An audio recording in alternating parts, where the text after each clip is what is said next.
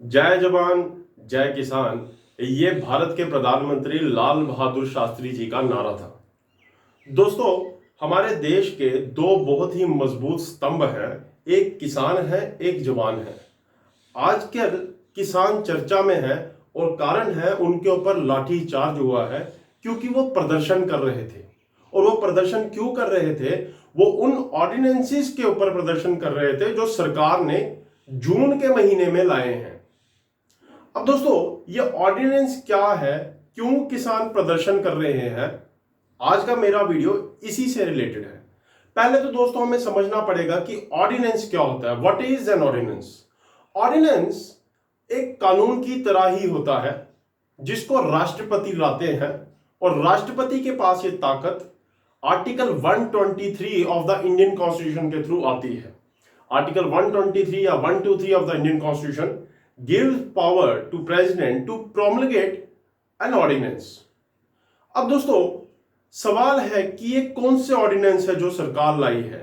तीन ऑर्डिनेंस हैं। इस वीडियो में मैं आपको दो ऑर्डिनेंस बताऊंगा क्योंकि बोर्ड की थोड़ी सी कमी है और मैं चाहता भी हूं, और मैं ये भी चाहता हूं कि आप भी थोड़ा रिसर्च करें।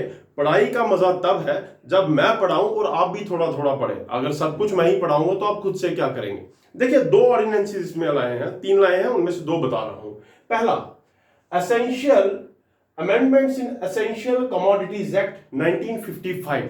एसेंशियल कमोडिटीज एक्ट में अमेंड जो 1955 का था उसमें अमेंडमेंट की गई है।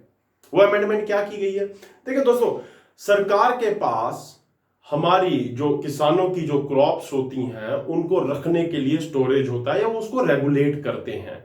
इस अमेंडमेंट के थ्रू सरकार ने बोल दिया है कि वो कुछ ऐसी क्रॉप्स हैं जिनको अब वो स्टोर नहीं करेंगे, वो डीरेगुलेट कर रहे हैं। ये कौन कौन सी क्रॉप्स हैं? ये आपके सामने सीरियल्स हैं, पल्सेस है, शुगर है, एडिबल ऑयल है, और भी बहुत सारी हैं। मैंने इस बोर्ड में थोड़ी सी, जो आपको पता ही है, साइज की कमी है, तो तीन चार आपके सामने एग्जांपल्स दे दी हैं।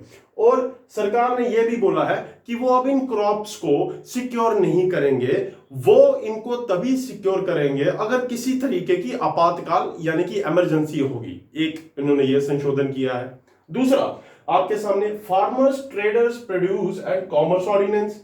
इसमें क्या है कि जो ट्रेडर्स हैं यानी कि अब जो किसान हैं वो अपनी जो क्रॉप है वो किसी को भी बेच सकता है।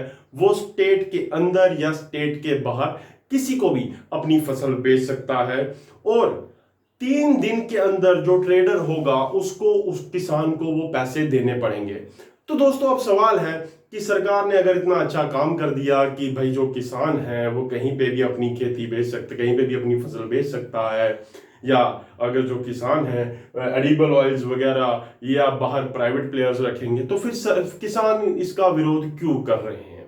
ऐसा सवाल आपके दिमाग में आ रहा होगा। देखिए दोस्तों, जो किसान का पहला क्रिटिसिज्म है या पहला आरोप है सरकार के ऊपर, वो ये है कि सरकार एमएसपी को खत्म करना चाहती है। अब एमएसपी क्या है? MSP minimum supporting price. ये वो कीमत है जो किसान की फसल के लिए निर्धारित की जाती है ताकि किसान के मन में किसी की तरीके का भय ना रहे। देखिए, आप जानते हैं हमारे देश में कई बार बाढ़ आती है, सूखा आता है, जिससे जो है फसल बर्बाद हो जाती है, जिससे किसान को कुछ नहीं मिलता। तो किसान कई बार उसका मॉरल टूट जाता है। वो ये सोचता है कि मैं ये फसल लगाऊं भी या नहीं लगाऊं, अगर मैं लगाऊंगा तो मेरे को कितना कीमत मिलेगी। तो उस पर्टिकुलर उस चीज को, मॉरल को बूस्ट करने के लिए, किसान के उस विश्वास को जगाने के लिए, एक हमारे इकोनॉमिक्स में या हमारा जो कॉन्स्टिट्यूशन है वहां पे एक चीज है एमएसपी। हम वो बताते हैं किसान को कि आप अपनी फसल लगाइए, आपको कम से कम इतनी कीमत तो हम देंगे। और जब किसान ये सोचता है, फॉर एग्जांपल ले लीजिए कि सरकार किसान को बोल सकती है आप आटा लगाइए, आप चावल लगाइए, हम आपको 18 रुपए पर केजी जो है आपका एमएसपी रखेंगे। तो इससे किसान का मॉरल थोड़ा बूस्ट होता है। वो कहता है ठीक है, लगा लेते हैं, क्योंकि अगर नुकसान हो भी गया तो कम से कम इतना तो मुझे मिलेगा ही। अब किसान ये आरोप लगा रहा है, अगर सरकार ने बोल दिया है कि भाई सारी क्रॉप जो है इसको डीरेगुलेट कर दिया जाएगा, यानी कि कॉर्पोरेट्स के जो प्राइवेट प्लेयर्स हैं उनके पास ये स्टोर की जाएगी, सरकार कुछ नहीं करेगी, तो फिर हमें एमएसपी कौन देगा? क्या एमएसपी रहेगा भी या नहीं रहेगा? और अगर कल को प्राइवेट प्लेयर्स एमएसपी डिसाइड करते हैं तो वो कितना करेंगे, उसकी अथॉरिटी कौन होगी। तो किसान को ऐसा डर लग रहा है कि जो उनकी फसलें हैं कहीं उनकी कीमतें खत्म ना हो जाएं, कहीं वो मनमाने तरीके से प्राइवेट प्लेयर्स उनसे पैसे ना वसूलें। तो इसीलिए किसान जो है उसका प्रोटेस्ट कर रहे हैं। ये दो ऑर्डिनेंस थे, ये क्रिटिसिज्म था। और अब किसान का एक और जो आरोप है उन पे ये है सरकार पे कि किसान कह रहे हैं कि सरकार अपनी ड्यूटी से भागना चाहती है। ये देश की जिम्मेदारी है कि उसके किसान की सुरक्षा निश्चित करना, निर्धारित करना। देखिए, आप जानते हैं भारत एक कृषि प्रधान देश है। मैंने लास्ट वीडियो बनाया भी था, 50 से 60% के बीच की वर्किंग फोर्स हमारी एग्रीकल्चर में है। कल को अगर किसानों के इस सेक्टर में प्राइवेट प्लेयर्स अपनी मोनोपोली क्रिएट कर जाते हैं तो गवर्नमेंट का क्या रोल रहेगा, ये किसानों का कहना है। तो दोस्तों, ये एक छोटा सा वीडियो था क्योंकि ये कंट्रोवर्सी में चल रहा था ये टॉपिक, तो मैंने सोचा कि क्यों ना इसका वीडियो बना के आपको थोड़ी इंफॉर्मेशन दी जाए।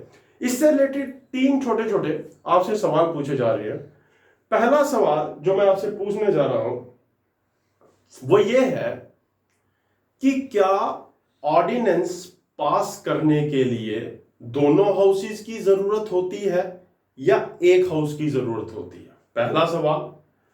दूसरा, जो मिनिमम सपोर्टिंग प्राइस है एमएसपी जिसको जो हम कहते हैं, जो मैंने आपको ड्यूरिंग वीडियो भी बताया है, वो कब डिसाइड होता है, बीज लगाने से पहले या बीज लगाने के बाद।